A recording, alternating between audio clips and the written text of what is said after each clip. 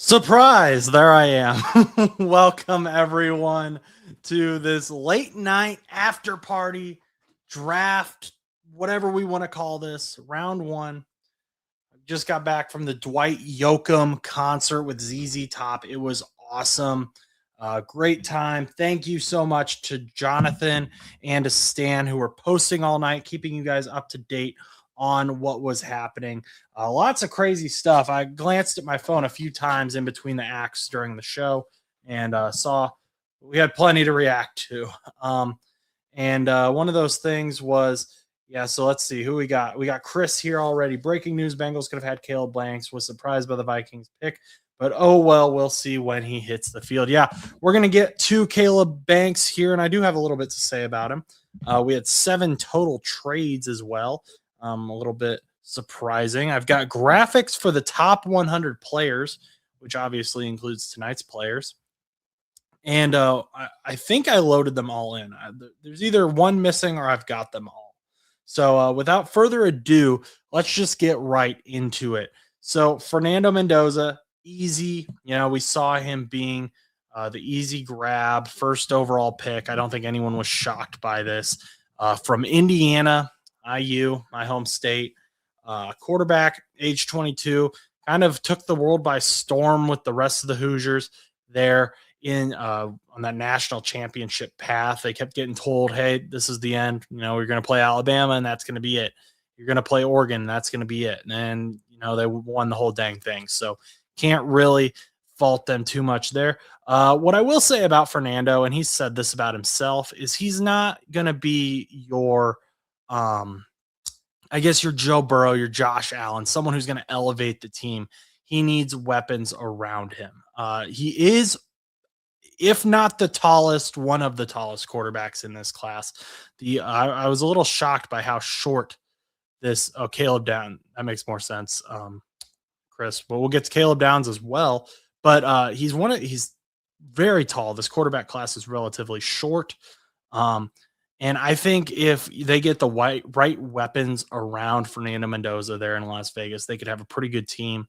I'm excited about him. I would say he's similar to like a Matt Ryan or a Jared Goff type player where he can be very good, very, you know, lead an offense, but he's not going to, be the thing that makes the change on that offense. So getting Brock Bowers, I'd really like to see day 2 tomorrow, them go for someone maybe like Elijah Surratt, just get him some familiarity with Fernando Mendoza. But overall, I like this pick. It's very obvious. He doesn't need to start right away. They have Kirk Cousins.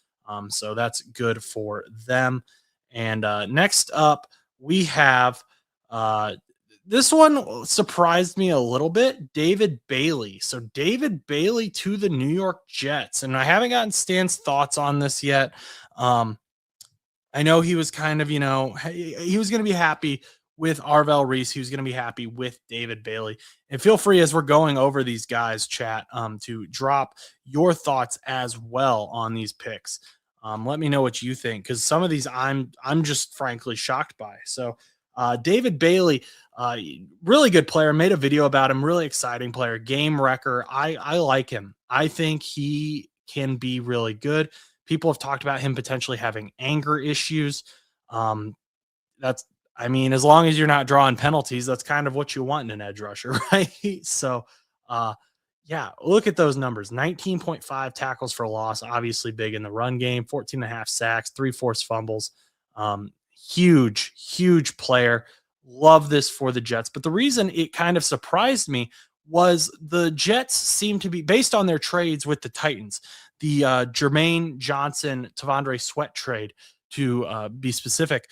It seemed like they were wanting to go 3 big guys up front and then have 4 linebackers. And Arvell Reese just fit into that so well. I thought that Arvell Reese was a shoo-in for the New York Jets. But then, they canceled their scheduled visit with David Bailey. They must feel really confident in this David Bailey pick. They must really like him. I think he's a great player. Would love to see how Aaron Glenn decides to use him. Just a little surprised they didn't go Arvell Reese. And Arvell Reese fell way further than I thought he was going to. He is, in my opinion, probably the most complete player in this draft. So for Reese to fall as far as he did was very shocking, and we'll get to him in a little bit. Um, Poor Sadiq and Amar Cooper going to the Jets can't be a worse team to go to. Yeah, we're uh, bad teams have to rebuild somehow. Maybe this is the start of that rebuild, right? That's what we're going with. But we'll get to those two later. Um, let's just keep cranking along here. We got Jeremiah Love. I know Silverwolf.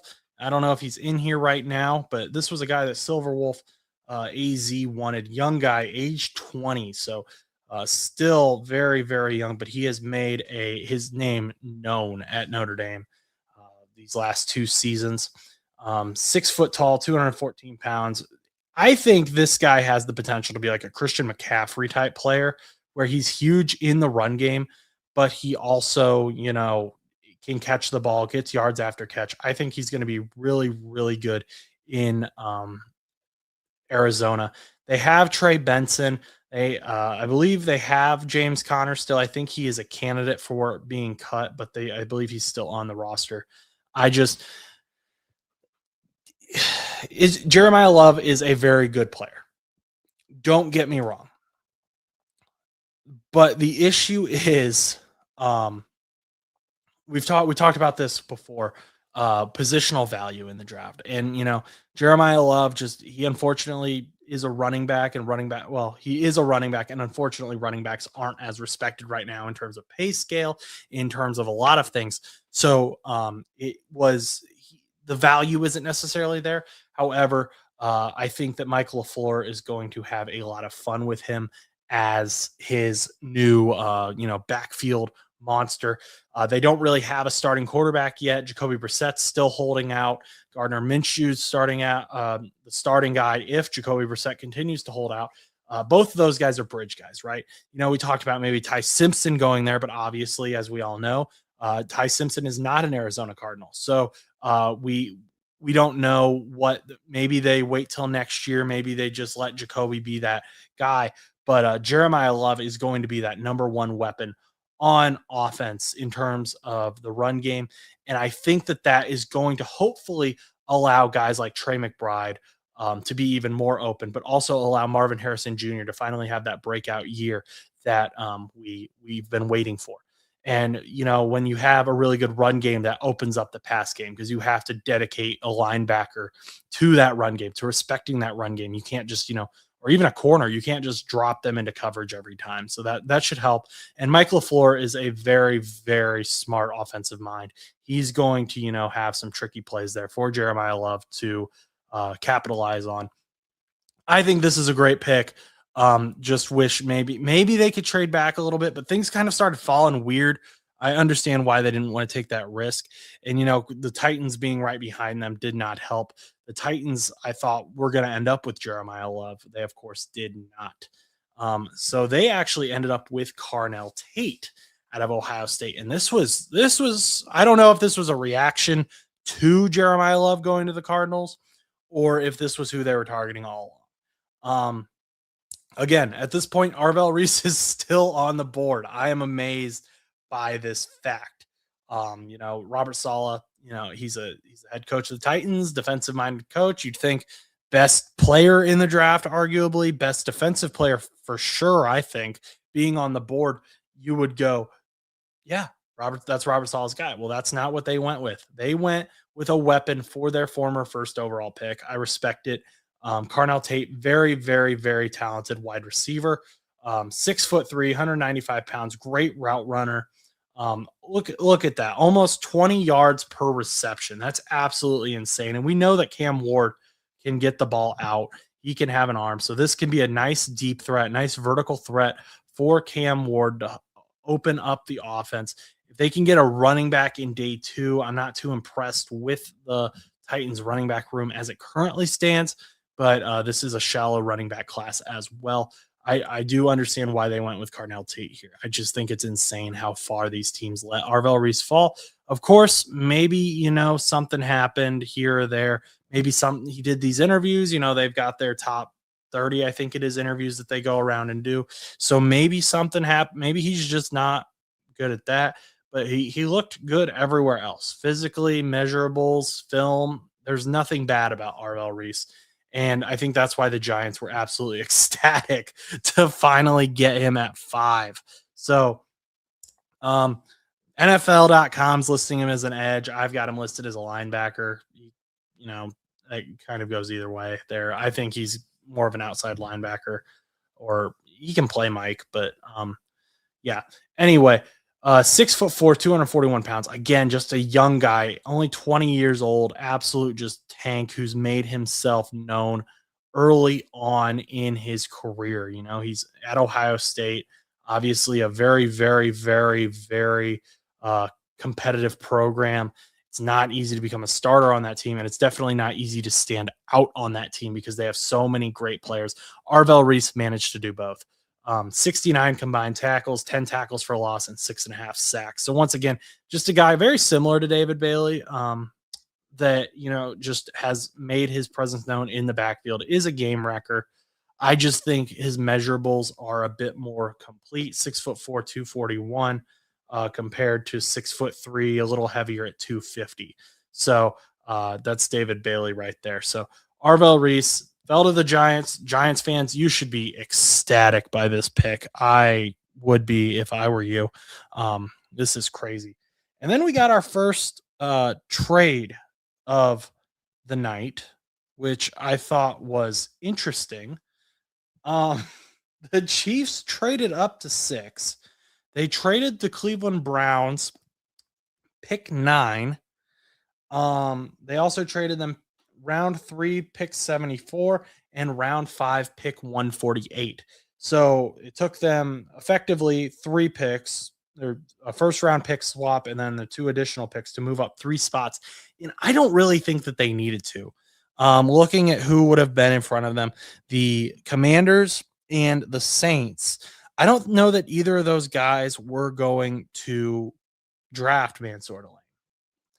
Maybe the Saints, but it seems like they're really set on kind of the same avenue as what the Titans were on, trying to get their guy that they've deemed a franchise guy, their franchise quarterback, getting him some weapons. And that's what they ended up doing. And we'll talk about that more when we get to them. But Mansour Delane, very good corner, very good cover corner. I don't hate this pick. This was a guy that, could have fallen to the Bengals when he was at 10. I wouldn't have been mad about it. Age 22, kind of not older, but getting there. 11 passes defended, 45 combined tackles, 2 interceptions, decent height for a corner, decent weight. He can run with these wide receivers. He's going to end up being very sticky in coverage. I think this could be, the Chiefs secondary, they lost like their whole secondary in free agency. So they needed to invest here. They did. I just don't know that they needed to trade up. I think that, Mansour Delane is going to make it worthwhile. He is going to, be a guy that the Chiefs need, but he isn't. I don't think it wasn't necessary. They went too far here, if that makes sense. Next up, we got Sonny Styles, who I was watching this and I was like, he's going to fall to 10. He's going to fall to 10. This is my guy. He's going to fall to 10. And thank God the Commanders took him. The Commanders took him, another Ohio State linebacker, age 21, older than Arvell Reese, bigger than Arvell Reese. But he is another guy who's just absolutely made his presence known. Very high IQ football player. Very exciting player if you're the Commanders. They let Bobby Wagner go in free agency, so keep that in mind here. This easily feels like the Bobby Wagner replacement to me. This feels like they wanted a for no pun intended, a commander on their defense, to a general who's going to end up leading that team.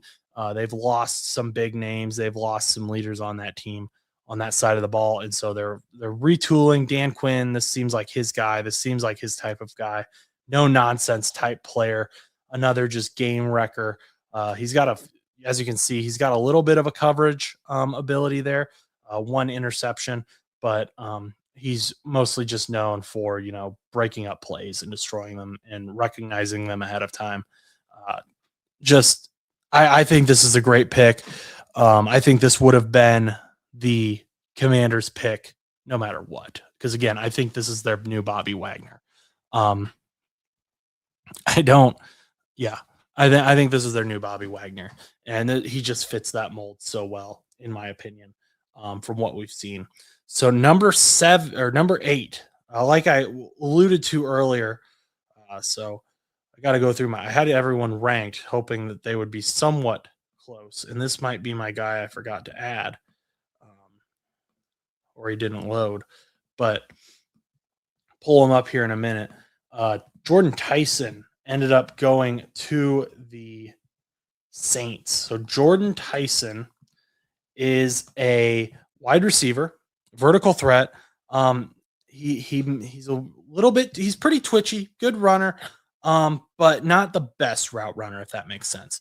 So I don't think he's going to be the biggest deep threat out of this class. I don't think he's going to be the best route runner out of this class, but I think he can be a very, very good weapon for Tyler Shough.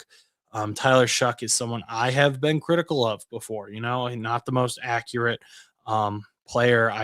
He impressed me. He went way above what I thought he was going to do last year. Stayed healthy, which was what I said he needed to do. So good for Tyler Shough. And the Saints are rewarding him with investing in a wide receiver for him to throw to. I I don't really, know too much about Jordan Tyson, to be honest with you guys, just because obviously Bengals fan wasn't really looking at the first round wide receivers too much. That's like the one thing that we definitely didn't need, that and quarterback. But so Jordan Tyson, though, I do know he's a vertical threat. I've watched him a little bit at Arizona State. I think that the Saints did get good value here. And this is probably a guy that they were, I would imagine they were probably thinking if Carnell Tate falls, they were really lucky, but they were targeting Jordan Tyson this entire time. So they didn't get lucky like the Giants did, but I think they got their guy in the end anyway. So who came after Jordan Tyson? Well, that would be the Browns pick. Remember, the Browns traded with the Chiefs, so they're picking at pick number 9. And they ended up taking this. This shocked me because Francis Mauigoa is still on the board. He is still here. I thought, in my opinion, he's the top tackle in this class. Maybe the Browns just like the versatility of Spencer Fano more out of Utah. He plays primarily offensive tackle. That's what he was listed at. Big boy. 0 sacks allowed. He had 0 hits allowed. He had 5 hurries allowed. So very promising, very good. And I would put, to be clear, I would put Fano and Mauigoa in the same tier. I think there's a bit of a drop off after those two. I just thought that Mauigoa had a bit more experience going up against a bit better talent in terms of pass rush when it comes to college football. But, Spencer Fano, definitely nothing to scoff at all. And the Browns need O-line. They've had a bunch of guys leaving free agency. They've had some guys get hurt. They've had guys that are just older and contemplating retirement. So getting these young guys in now is very important, especially when you're still trying to figure out who is our quarterback.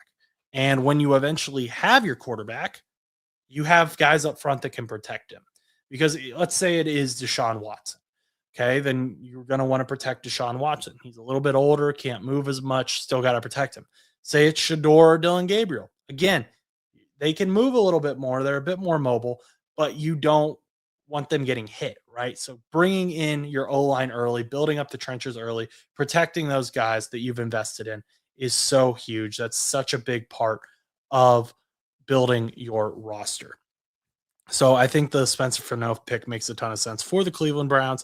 I just was surprised that this guy didn't go before him. So Francis Mauigoa, yes, he obviously 2 sacks allowed, 4 hits allowed, 9 hurries allowed. Those stats aren't better than Fano, but Mauigoa, remember, is going up against tougher, in my opinion, defenses. He's going up against tougher pass rushers. He Didn't look awesome in the national championship game, but he didn't look terrible either. The Hoosiers just managed to kind of find some weaknesses in that line at times, and it just helped them.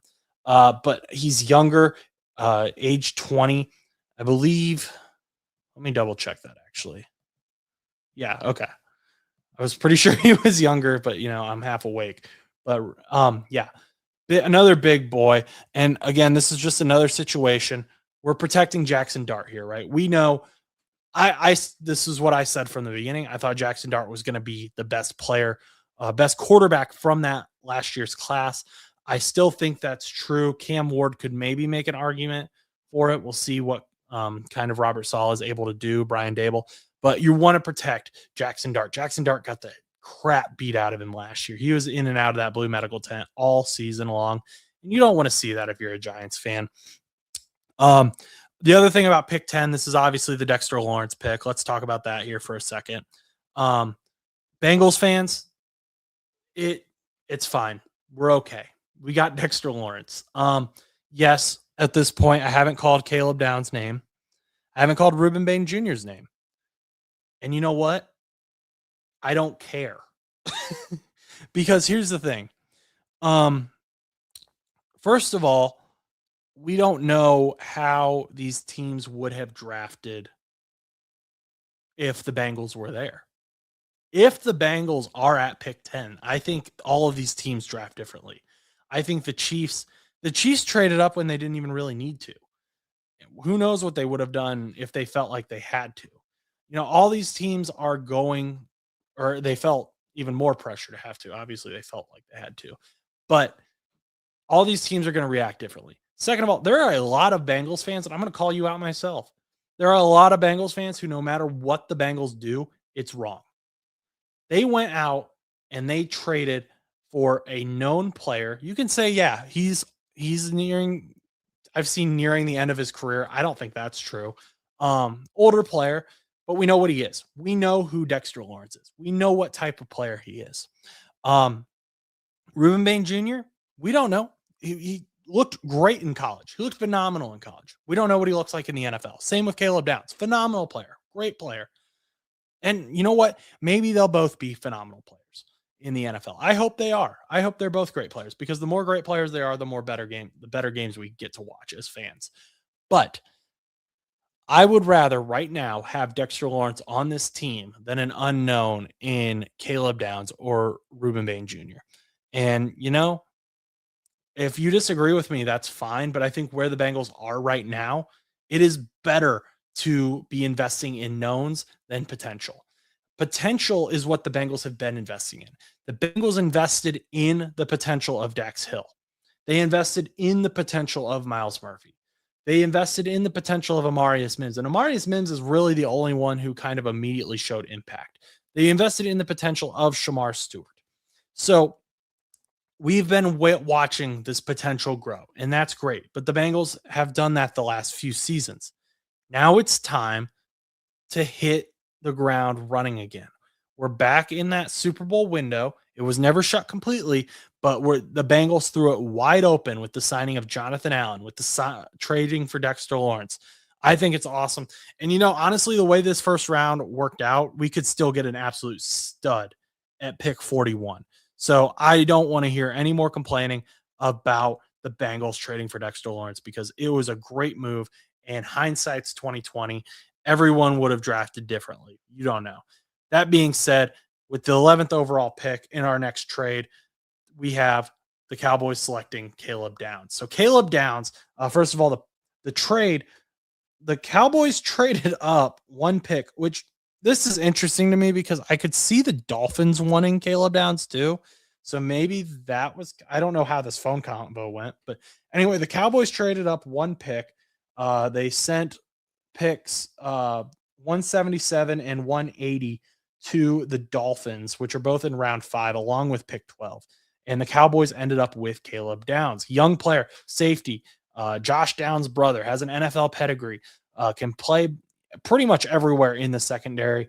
Very versatile safety, very fun player, very complete player. I said that Arvell Reese was the most complete defensive player in this draft and arguably the most complete player. Caleb Downs is very close behind him. Don't get me wrong. But yeah, I don't get lost in the what could have beens, right? Let's be thankful for what we have. Let's be thankful the Bengals went all in. And I hope Caleb Downs has a great career. I hope he is so fun to watch. The Cowboys needed some defensive help. They needed some secondary help, and they've got a great player in Caleb Downs. I'm not too worried about it. Next up, we have, if I can find his chart, because he got drafted out of order as well, Caden Proctor for the Miami Dolphins, wherever he went. I've got them all on the side. Just if you've ever used StreamYard, you know what I'm talking about. Maybe he didn't load either. Oh, there he is. He was ranked 27th. Okay. Anyway, Caden Proctor out of Alabama, 20-year-old. This fella's huge. 6'7", 366 pounds. That is a lot of meat. That is a lot of muscle on that man. 2 sacks allowed, 4 hits allowed, 19 pressures allowed. Now, of course, my one concern for Caden Proctor in the NFL is going to be, can he move all that muscle quickly? Because, these edge rushers are getting faster. They're getting quicker. Can Caden Proctor counter that? Can he kind of be the protector that he is going to be needed? And you know what? He's going to have a year to kind of develop. I know they're starting Malik Willis, but based on the moves the Dolphins have made, I don't see this being like they perceive themselves being competitive this year. For example, trading Jalen Waddle is not a move that screams competitiveness. And the division they're in is going to be difficult as well, right? You've got the Patriots obviously coming off a Super Bowl appearance. You've got the Bills, who are always great and are going to be great as long as Josh Allen is there and healthy. So Caden Proctor is going to have some time to develop his lateral quickness a little bit. I think he's got it. I think he's got the potential, but just improving upon that to protect whoever that franchise quarterback ends up being, whether it's Malik Willis, whether it becomes someone else, Quinn Ewers, but protecting the quarterback is going to be key in Miami in their rebuild. Next up, this is the biggest shock of the night. I think to everyone, probably. Anyone who at least has been paying attention, doing mock drafts. Maybe there's someone out there who called this and now they're a millionaire. But congratulations if you called this. The Rams traded, or no, they didn't trade tonight, but this was originally Atlanta's pick, I believe, from the James Pierce trade last year. Pick 13, they draft Ty Simpson, quarterback out of Alabama, age 23, 6'2", 208 pounds, bit of a smaller guy. Decent stats, very good stats. Very, early in the year, he was looking like easily a possible first overall pick. It was between him and Fernando. The problem is he's only got 15 career starts in college. Very, very little experience. He's age 23, so it's not even like he's young and just doesn't have the experience. He just, didn't get opportunities. He's also got a bit of a smaller frame. There's just a lot of unknowns here. There's a lot of question marks surrounding Ty Simpson. Can he be a really good player? For sure. Have we seen quarterback Jordan Love? I don't remember how many career starts he had in college, but this is another situation where, they had Aaron Rodgers and everyone was like, what the heck? Why are you drafting a quarterback in the first round? And then, obviously Jordan Love is their franchise guy now. Will Ty Simpson follow that same path? I don't know. They have Matthew Stafford, aging quarterback, coming off an MVP. It's a very similar narrative, right? Very similar storyline to what the Packers did with Aaron Rodgers. Now, we know Matthew Stafford's coming back, and we know that there are teams that need a quarterback or really want a quarterback. Cardinals were an example we threw out earlier. We've got the Steelers as another example. Just, these teams that are kind of in this limbo. But the Rams, you know, I respect it because he's going to get an opportunity to learn from one of the best quarterbacks to ever play the game. They're not going to have to throw him in right away. He's going to be with a fantastic mind. And where we're at with the Rams, I can't really fault their first round picks. I don't know. I can't remember the last time they kind of screwed up a first round pick. Also, they don't usually have a first round pick, but they're good, a good drafting team. If this is what they felt like they needed to do, I'm all for it. It's weird. I'm with you. And I think this is going to end up forcing Carson Beck and Drew Aller up the chart a little bit. People were talking about Carson Beck in the first round. I was like, but we'll be a little interesting now to see where Carson, maybe we'll be calling Carson Beck's name tomorrow now, or Drew Aller, or just these other quarterbacks that kind of got forced up the charts by the Rams doing this. So yeah, very interesting. Next up, Ola Vavega Ione. And I believe I keep screwing up his name. I know. But you know, Chad Ochocinco and Shannon Sharp also messed up his name, I'm pretty sure, on their podcast. So, you know, they've definitely been doing this longer than I have. So anyway, out of Penn State, very versatile offensive lineman, probably the most versatile offensive lineman in this entire draft. You know, I talked about how much I like Fano and Malgo earlier, but they kind of, you know, just stick to the outside.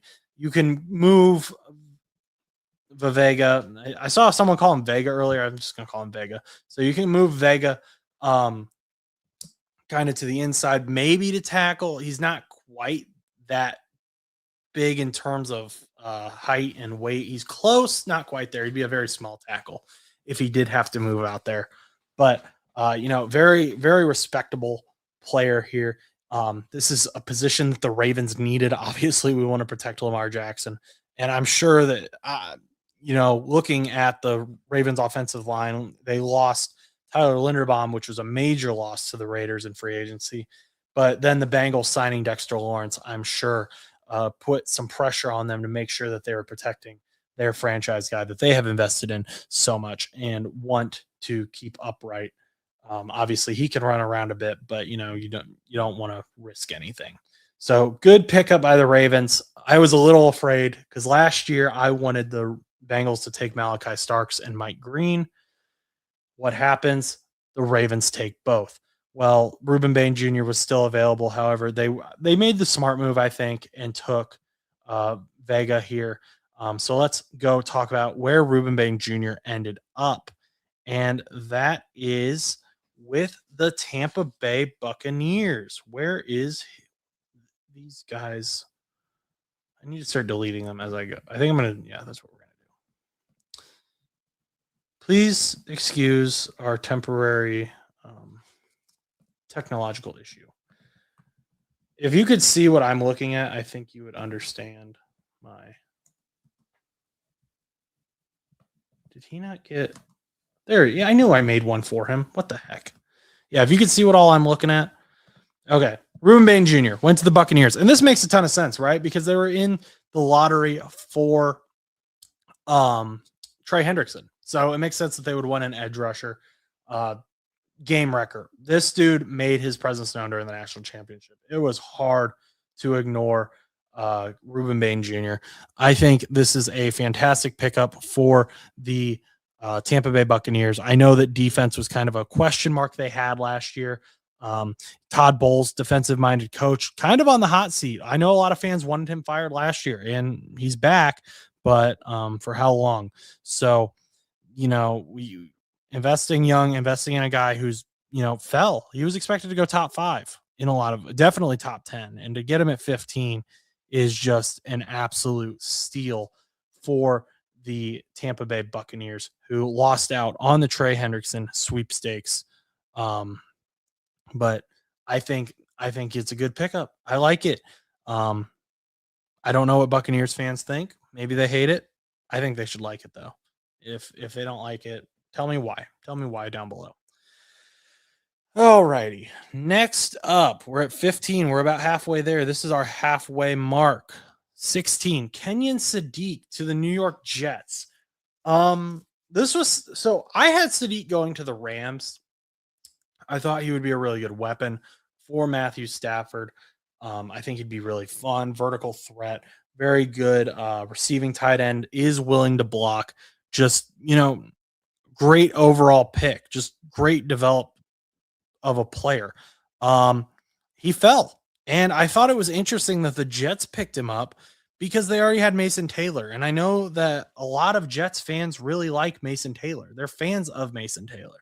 That's not to say that you won't see Mason Taylor. I would bet you're going to see a lot of 12 personnel, meaning you're going to see a lot of Brees Hall, you're going to see a lot of Mason Taylor, and you're going to see a lot of Kenyon Sadiq out there, which should theoretically help us open up Garrett Wilson as well, because Brees Hall can be a threat in the run game or in the passing game as well. So I think that, you have to still use Mason Taylor. They took him in the second round last year, but you can use Sadiq in multiple roles as a blocker, as a pass catcher, and the Jets, I assume, are planning on doing that. I don't know why you would just ignore Mason Taylor. I mean, it's not like there was a coaching change or anything. Still Aaron Glenn, still Darren Muji. So I would expect to see a lot of Kenyon Sadiq this year. If you're a Kenyon Sadiq fan, if you're an Oregon fan and you're like, man, I don't get this, I'm not happy he's going to the Jets, I think you'll still hear his name called quite a bit in New York. Next up, we have Blake Miller. And I did expect the Lions to take a tackle. I did not expect them to take Blake Miller. So Fano was gone. Malago was gone, right? Vega's gone. He was a guard, but he's gone. I was kind of thinking if we got to that point, they would want to take Monroe Freeling because they have Tate Ratledge and they drafted him in the second round last year. So they clearly really, really like Tate Ratledge. So I was thinking, pair up. Chemistry is so important on that offensive line. I thought if you're kind of getting this lower first round tackle tier that I was talking about, you go Monroe Freeling. I think also this helps, confirm, Penei Sewell left side. That's where you're going to want him. That's where we're going to keep him. He's your best tackle. I just feel like they could have gone Monroe Freeling here, and it would have been better overall. Very explosive player. Blake Miller is not a bad tackle at all. I just was surprised, given the two options, which way they went. I don't think he was the best player available at this point. And these aren't grades. These are just me instant reacting, but that is kind of my instant reaction to this. Is he was not the best player available. There were better players available. There were better tackles for the Lions available. But here we are, Blake Miller. Good luck. I will maybe have Dion on at some point. Would love to get his thoughts on this, but I'm surprised. But Brad Holmes is another guy who can't really you question him a little bit, but can't question him a whole lot. Next up, Caleb Banks. This is a guy, Caleb Banks. Okay. So we've talked about on the show before how this defensive tackle class isn't great. Peter Woods was the highest ranked for a while. I saw Caleb Banks kind of start to get ranked higher, and I don't like it. He only played 3 games last season, had a foot injury, re-aggravated it at the combine, was hurt. I think he's supposed to be ready for training camp now, but he's just, he's a lot of potential. I fear that he's going to be one of those guys that is all potential. Everyone's talking about his athleticism, how great he is, how his measurables are, and he can just never stay healthy. I don't want that for him. He's a big boy. He's explosive, but we never saw him. We never saw him in 2025. So Caleb Banks, yes, he has this potential, but he's already got a long injury history coming into his rookie year. And that's not something that the Vikings obviously want to continue. I mean, look at their quarterbacks last season. JJ McCarthy was hurt. Then Carson Wentz got hurt. Then I think Max Brosmer got hurt at some point. But they needed a replacement for Jonathan Allen and Hargraves. So Caleb Banks it is. I just don't. The stats aren't there in 2025. Only 3 games, not impressive. I think you could have fallen further. I was surprised how early he gone. And again, I just think this isn't best player available to fit your needs. Clearly, the Vikings felt differently. 19. The Panthers ended up taking who I thought the Lions were going to take. So I just had my big cat teams wrong. And that is, of course, Monroe Freeling. He was ranked 13th overall on PFF's big board. Offensive tackle, 21 years old, 6'7", 315. And I just can't even imagine 6'7". I'm 6'2", and I'm a big guy. I'm 6'2", about 310. I'm a bigger boy. 6'7", 315 is just insane. 1 sack allowed, 0 hits allowed, 5 pressures allowed. Just absolute dog on the line. I like this pickup. Again, we're protecting our young quarterback. Bryce Young kind of has begun to cement himself these last 2 seasons as the franchise guy. There were question marks early in his career, but Dave Canales has just turned that team around so much. We're going to hopefully get those questions fully answered about Bryce Young this offseason. And Monroe Freeling is hoping to be a big contributor to answering those questions, keeping him protected, keeping that run game up and, where it needs to be. This is going to be the guy, hope eventually, maybe not immediately, but this is going to be the guy protecting Bryce Young's left side, protecting his blind side. I think this is going to be a fun player. I think this is going to be great for the Panthers. Protect. Monroe Freeling out of Georgia to the Carolina Panthers. Then we got our next trade. And this was the Cowboys were involved again.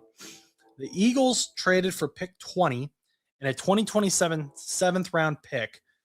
They sent the Cowboys a 23rd overall pick and then picks 114 and 137, both in round 4. And who did the Eagles end up picking with that? Makai Lemon. And Makai Lemon, amazing. I'm surprised how many wide receivers were taken and he wasn't off the board yet. There's an argument to be made that he should have gone above Jordan Tyson. He's, again, not the greatest route runner, but I think he's a phenomenal vertical threat. You've got to go that way, right? Because we're hearing all these trade rumors about AJ Brown. And, Lemons is a little bit undersized, but I'm not worried about him, to be honest. I think this is a really good pick. I think the Saints were probably stuck between these two guys, and they ended up making a decision. Patriots fans should also be excited by this pick because this pretty much all but confirms to me that AJ Brown will be a New England Patriot on June 1st. They're planning on sending AJ Brown somewhere. New England Patriots seem to be the favorite, but I think that he's a little short. He's shorter than Brown, but he's going to be okay. He's going to be all right. He's going to play that slot role, and I think he's going to be a dog. His yards per reception show that he does not go down easily. He can be that deep threat. Phenomenal player. Just a little bit shorter, but I really am not worried about that at all. And I know we're being positive, but it's draft night. We don't want to drag all these guys down. That's for later. Tonight we're going to be overwhelmingly positive for now. Maybe we'll find stuff later as I'm watching some film and getting into more specifics, but right now we're being positive. We're being happy. Max Iron Anchor. This, excuse me, this pick makes so much sense, and it sucks that it makes so much sense because, well, it sucks for Steelers fans because Steelers have gone tackle so many times in the first round the last few years. Was that last year, Troy Fautanu in the first round, and was Broderick Jones the year before? Was he 2023? But going tackle. But, Broderick Jones, he's been hurt. He's got that neck injury. He re-aggravated it. Even if Aaron Rodgers comes back, obviously Aaron Rodgers doesn't move a whole lot. Older quarterback. Don't want him getting hurt, so you need to protect him. But you've invested in so many first-round picks into this offensive line just for it to not really be where you'd hope it would be at that point. Ian Ankor's got a ton of he's a fan favorite for a lot of the podcasts I've gone on, talked on. People have been bringing him up, and he's kind of got the name "I'm the Anchor." Joe Camo from the Cardinal Rule pointed that out. So I'm the anchor. Uh, hopefully, he can be the anchor for the Steelers. Protect Aaron Rodgers if he comes back. Protect Will Howard or whoever their future quarterback is. That's what Steelers fans are hoping. But I think this pick is good. I'm not hating on the pick at all. I just think that it sucks that they had to make this pick again. They had to go this position again in the first round. You don't need. You may not need him to start first year, depending on Broderick Jones. There's this huge question mark with Broderick Jones. We just don't know. But someone we do know isn't going to have to start his first year, or he'll be probably in more of a rotational role, but we'll see. Maybe he'll earn himself a bit more of a starting role. Pick 22, Akeem Mesidor, really good player, very exciting player. Really, his only knock is his age. He's 25 years old, and I think Joe Goodberry explained this really well. Yes, you're talking about how he's a really good player, very exciting player on Miami's defense. Like watching a Miami game, you saw him. He made his presence known. But you asked the question of why wasn't he like this when he was 23? Why did he have to wait till he was 25 and kind of already in his prime? So that's a question that NFL analysts ask when they're, he's 25 years old. He's my age playing against 20-year-olds, right? So you'd think that he would be really good. You'd think that he would be a game wrecker. But he's overall just very balanced against the run, against the pass. Very exciting player. 17 and a half tackles for loss. Pass rush is phenomenal. 4 forced fumbles. It's just his age is an issue. However, I think that, he can learn from Khalil Mack as well. There's a lot of potential there. He can earn a starting spot. I don't know that he's quite there. I do know that the Chargers need help in their pass rush. I just don't know that they're going to immediately look to their rookie for that. But we'll see. We'll see. I think he's a very, very, very, very, very good player. And, Khalil Mack may retire this year, and then Mesidor can step in. Or Mesidor. He can be a fantastic, very exciting player that I just absolutely think Chargers fans should be excited for. I know Chargers fans are wanting guard, though. I feel bad for the teams that need a guard because they're just not here this draft. The interior O-line picks in this draft are not great. So I don't know what those teams are going to do. Cowboys are another one. We're about to talk about the Cowboys. And they went with an edge. They went defense again. They took a safety in with their earlier pick and Caleb Downs. Now they're going trenches again, taking an edge, building up. Central Florida, 22 years old, 6'4", 250, 280 combined tackles, 6 tackles for loss, 7 sacks. So not big in coverage, but definitely, getting into the backfield there clearly. More in the passing game, not a huge, run game type guy. 6 tackles for loss isn't anything to scoff at, but obviously those 7 sacks is what we're focusing on. He's very explosive. I just don't think I don't know how to explain him. He more so doesn't have the moves. He's more of just a pure bull rusher. He's very similar to Trey Hendrickson in a lot of ways, actually. If the run play runs away from him, he sometimes just gets turned around. Which Trey Hendrickson obviously is a fantastic pass rusher, like Malachi Lawrence is. Very explosive. But if, he doesn't get that one move that he has, or the play kind of warps around him or goes away that he didn't expect, he gets lost, especially in the run game. And so we'll see. Malachi Lawrence, Cowboys needed pass rush. They needed defensive help. After trading away Micah Parsons, they got it. But that run game question mark is going to be there for sure. Next up, we have the Cleveland Browns. And the Cleveland Browns, I feel like Drew Allen, I believe is his name, the the content creator, but the Cleveland Browns selected Casey Concepcion, Texas A&M wide receiver. I know Steelers fans wanted him. I'm sorry. This happened to me with the Ravens last year. I'm sorry he went to a AFC North rival.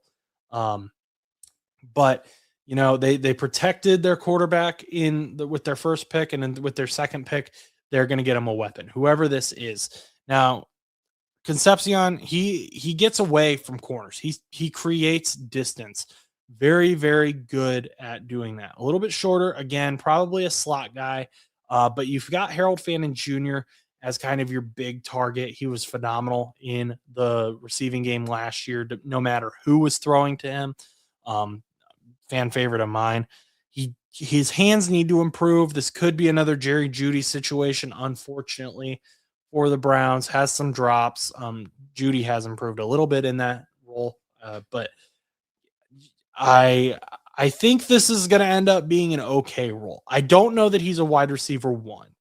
I think he has the potential to be a high-end wide receiver 2, though. And a lot of that is we're going to see how the Browns decide to develop him. Do the Browns decide to stick with a quarterback? Because, wide receiver quarterback chemistry is obviously very important. And if he's got 15 different quarterbacks thrown to him throughout the season, he's probably going to get stunted in his development a little bit. But I think ultimately he can play wherever you need him in the field, probably lean more towards the slot personally. But we'll see how the Browns decide to use him. Obviously, whole new coaching strategy up there in Cleveland. It should be exciting. I just want to know who their quarterback is, and I'm sure fans are the same way. Is it going to be Shedeur? Is it going to be Dillon Gabriel? Is it going to be Deshaun again? Spend all that money on Deshaun. Now, by this point, I was watching. I was still paying attention. I was watching the concert, but I was still kind of paying attention because I realized Dylan Thieneman hadn't been called. We've got a comment. What was with that Texans pick? LOL. Yeah, we're gonna get to the Texans here in a minute. We'll get to the Texans here in a minute. Snap Debates TV. Appreciate you stopping in here. But I want to do the Bears real quick because Thieneman is someone who I really liked, and I was starting to think he was going to fall. I was thinking the Bengals were about to have the greatest draft ever. But Dylan Thieneman, very, very smart player, great tackler, sure player, even has a sack in 2025. The Bears defense was very good last year, but that secondary was where they kind of struggled due to some injuries. So getting Dylan Thieneman in there is going to bring a boost to that defense that may need to get to the next level in the NFC playoffs. The Bears should be very excited about what they have and what they're adding to that so far. They did lose some players in free agency. I know that's been a concern, but I think Dylan Thieneman is a very, very interesting and exciting player that fans should be excited about. I was getting excited about him. I had him already in stripes, but he's not afraid to go up and break up the pass. He's not afraid to get in your face. I would be shocked if he's not starting week 1. I think we should be excited for Dylan Thieneman in Chicago, unless you're a Packers fan. But the Texans, since that got brought up, we got Kalen Rutledge. We got to find him here. So I don't know that this Kalen himself wasn't the problem with this pick. It's how they got there, I think, is probably so Kalen, pull him up here. So to give some context, he is 74th overall on the PFF big board. He was not expected to go in round 1 at all. But like I said, this guard class is atrocious. So he might, if they needed a guard, definitely not BPA. But if you need a hard-nosed guy, if you need a guy who's going to play through the play, who's going to protect the quarterback, this is your guy. And that's what they need. They need to protect CJ Stroud. Could you have gotten him in the second round? Sure. Probably. Almost certainly. Did you need to trade for him? I don't think so. They received pick 26, which they used on Kalen Rutledge, and pick 91, which is in round 3, and they sent the Bills pick 28 for along with pick 69, which is in round 3, and pick 167 in round 5. Again, Kalen Rutledge here is not the problem. I don't think Kalen Rutledge is a bad guard. I don't think Kalen Rutledge is a first round worthy guard, but the Texans have kind of built themselves into this place where they have to get desperate. And apparently they felt like someone was going to take Kalen Rutledge over them before they could get to him. Now, is it possible that the Bills made the phone call and because the Bills got really weird after this? Is it possible the Bills made the phone call and that's just what happened? They were like, the Texans were like, okay, we're here, we're going to take our guy, but there were people here that they could have taken on off. Heck, you could have gone Caleb Lomu, which the Patriots did later with the pick that they got from the Bills. And we'll talk about that. But if you wanted to go O-line, I don't know. Yeah, it just wasn't a great pick. Not a bad player, bad positional value, I think is how I would grade that. I think, a year or two from now when we're like, hey, Kalen Rutledge is playing pretty well. No one's going to remember like, hey, it was a first round pick, unless he's really bad. You usually don't remember guys are first round picks unless they're really good or really bad. And if he's just, above average, they're going to say he was a first round pick. It was great. But I'm not too worried about it. I just think they could have done better. Would you guys agree with that? Chat, who was that brought that up? Snap Debates, was that his name? Yeah. Would you agree with that? He's a good player, just not good positional value, and I don't think you needed to invest the trade. Yeah. Okay. So you agree here. I think the Texans needed him. I think they needed O-line. And we may see more of that tomorrow with I'm interested, the guy from Oregon. They didn't take him. Pregon. I don't have his name in front of me right now. But Pregon, I think is his name. Manuel. Interested why they didn't take him. He was ranked way higher. And again, there's stuff that happens behind the scenes that we don't see. But yeah, I think we're going to see some reaches on guards or interior O-line in general, including centers. And then probably quarterbacks now with Ty Simpson off the board. So that will be interesting to watch as well. Next up, we have the Dolphins who traded with the 49ers. The end of this draft was just crazy. The Dolphins received pick 27, and they received pick 138, which is in round 4. The 49ers received pick 30, and they received pick 90, which is in round 3.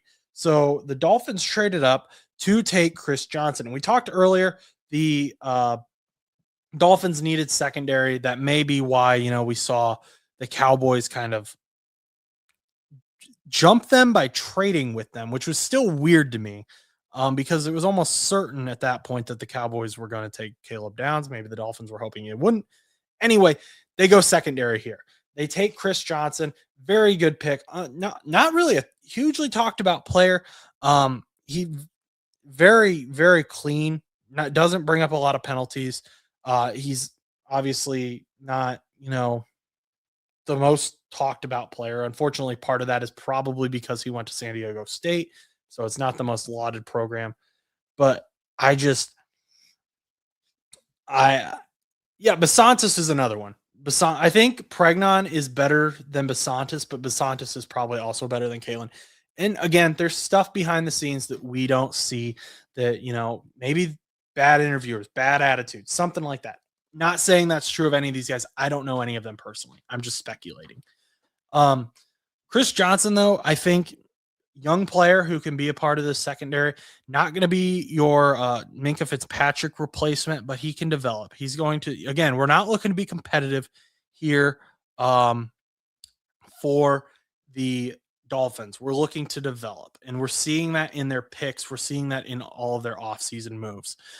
So I like this pick. I think it's a good pick, but we'll see how he develops and what he becomes later on in the season. Next up, the New England Patriots traded up from pick 31. They traded with their AFC East rival, the Bills. Like I said, the Bills got weird. So the Patriots ended up trading for the Texans pick, which was pick 28.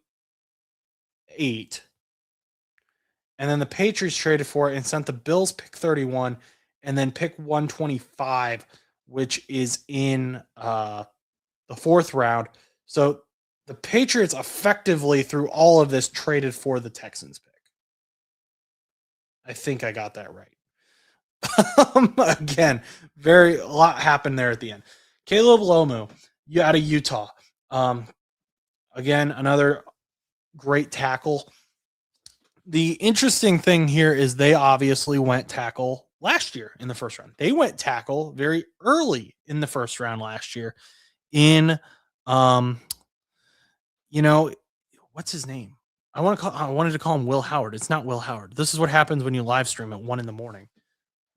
Will Howard at tackle would be awful, but see if the comments can be the Google. Will Campbell. Thank you. Oh my gosh. I got there. We got there. We're okay. Anyway, Will Campbell, he kind of struggled last year. In the Super Bowl, we saw those struggles a lot. We saw it at times throughout the regular season. We saw it a lot through the playoffs. So getting kind of a guy opposite of Will Campbell on that line was very important for the New England Patriots. Only 1 sack allowed in college, 2 hits allowed, 8 pressures allowed. Protecting Drake May is going to be our number one priority for the New England Patriots for the next probably 10 years or so. So obviously this investment is worth it these next 2 years. Now you just hope you don't end up like the Steelers where you go, first round tackle 3 of the 4 seasons in a row. But he's really good, has great tape, great, hopefully, you can get one of these guys to be really good left tackle, move the other guy to right tackle. Caleb Lomu, he was ranked 38th on PFF's big board. Not a huge reach. Taking him at 28, I think is fine, especially with the depth and all things considered. And they've got their priorities. They know what they need. And they're probably presuming that they're going to get A.J. Brown. That deal seems like it's pretty much done.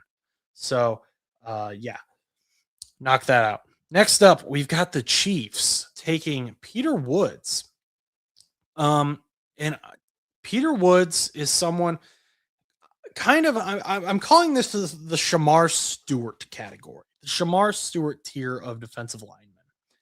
And the reason I'm calling it that is because he has a ton of potential. Great, measurables, only 21 years old, coming from a great program in Clemson, but he doesn't really have the stats. That's kind of where Shamar Stewart was. Measurables, insane, crazy, absolute beast. Didn't really have the stats. We have all heard those sack numbers. Chris Jones, older player, kind of showed his age last season. Potentially a future Hall of Famer, but he showed that he's getting a little bit older. Peter Woods can be that 3 tech that can come in either in relief of Chris Jones or he is the future Chris Jones.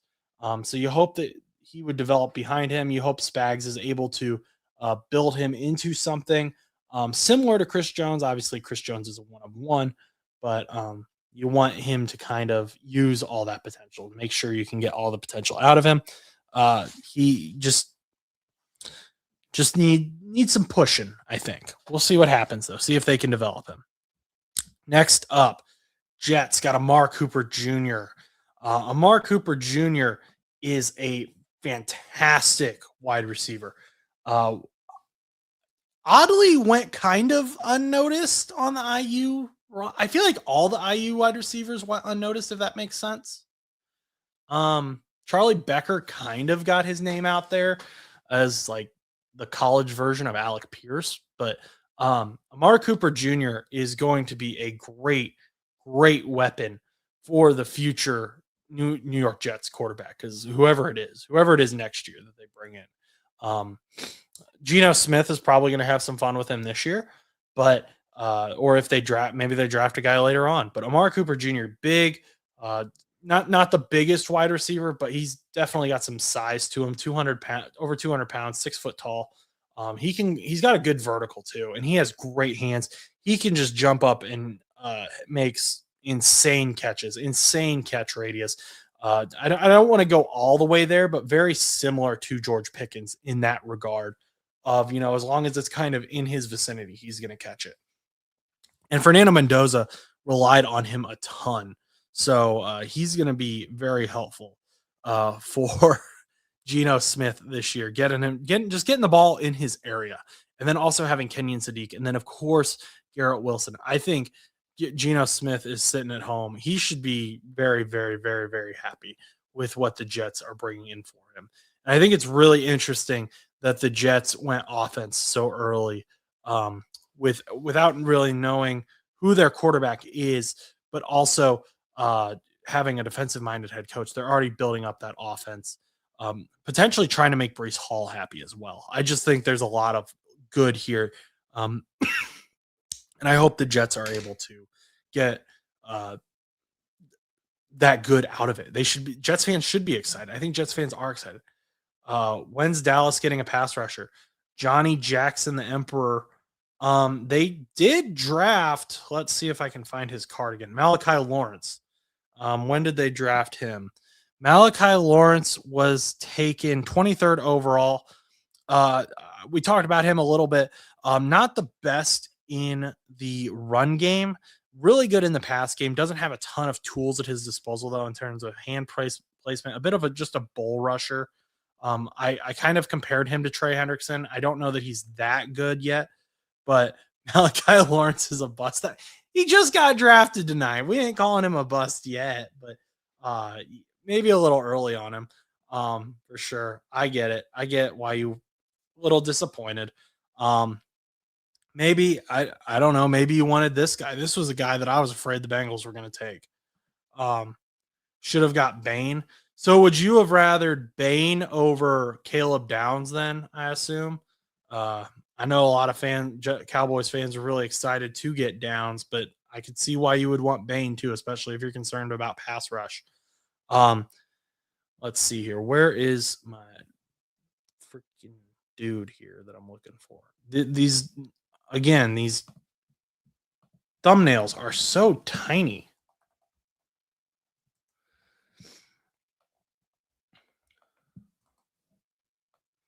Did he not? I know I made him one. Oh well, Keldrick Falk. He's again in that. Got our comment back. All they have is safety. Well, now they've got one who maybe wants to play linebacker sometimes. And Deron Bland gets injured quite a bit, so maybe they were worried about. I don't know. I'm trying. Caleb Downs is a great player, though. I do get it though. You want that pass rush. I wouldn't give up. Don't give up on Malachi Lawrence. If you want to criticize where they picked it, like we did with Caleb Rutledge, that's fine. I agree. It was probably a reach, but yeah, I wouldn't. Don't just go around knocking these guys already because you don't know. The reason I don't do that is because then when they do really good, you look dumb. And this is the age of the internet. And I've looked dumb before, and I try to not look dumb. That's also why you don't really see me knocking players that are really good on other teams. Because then like TJ Watt, people hate TJ Watt, but like if he came to the Bengals fans would love TJ Watt. So I just say like TJ Watt annoys me, but he's still a really good player. Like don't pretend TJ Watt's a bad player. That's just insane. Anyway, Titans 31, Keldrick Falk, edge, Auburn. This is like the ultimate Shamar Stewart of this draft. True edge rusher, young player, has all the measurables, great athlete.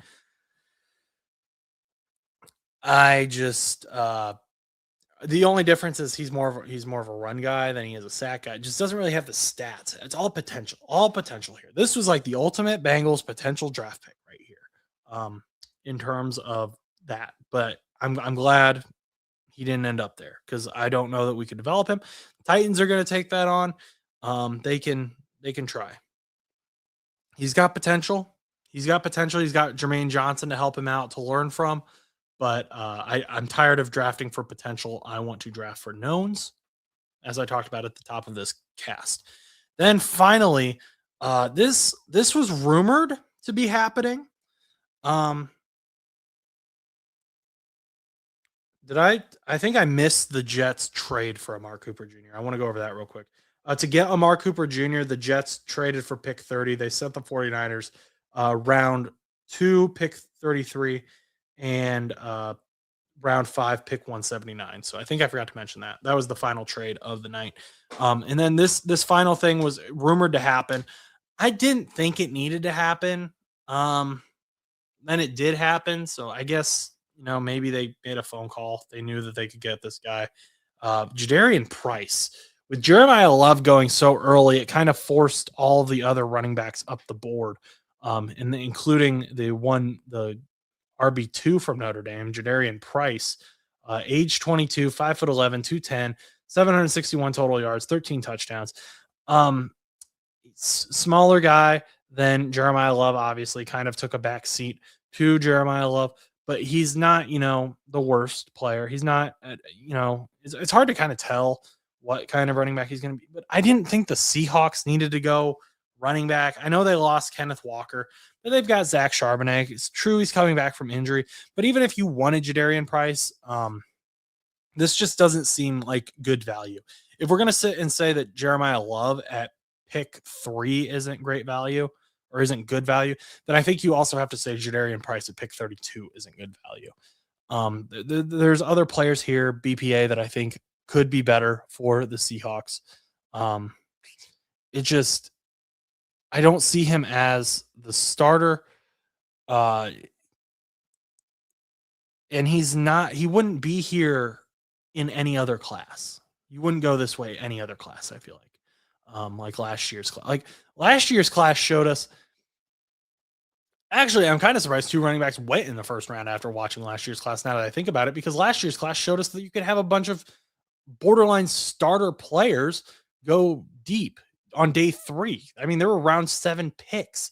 They were having big days. And then day 3s for sure, they were having good. Kyle Mananga, you had Cam Scatterbo. Didn't he fall to round 4? You had Woody Marks, I believe, was around 5, I thought. But, either way, you don't have to go round 1 to get a really good running back anymore. But the Seahawks apparently felt like he was the best player available. He's a decisive runner. He is a good runner. He just kind of took that backseat to Jeremiah Love. So there are some question marks surrounding him. But I just felt like that wasn't the best move the Seahawks could have made. Of course, there aren't a lot of holes on that team either, though. So helps them out there. Thank you all for chilling with me, hanging out. If you're still hanging out, I'm going to try to be live right at 7 Eastern Standard Time tomorrow to live react to rounds 2 and 3 of the NFL draft. We unfortunately can't do anything for Saturday. We're all busy, everyone who operates the channel, but I wanted to do some live reactions on Friday. So 7 to probably 10 or 11, whenever that ends, we will be live on this channel. So come and join us, come get instant reactions. Should be fun, should be a fun time. But I appreciate all of you who stayed up late with me. It's 1:30 a.m. here. Again, coming back home from a concert.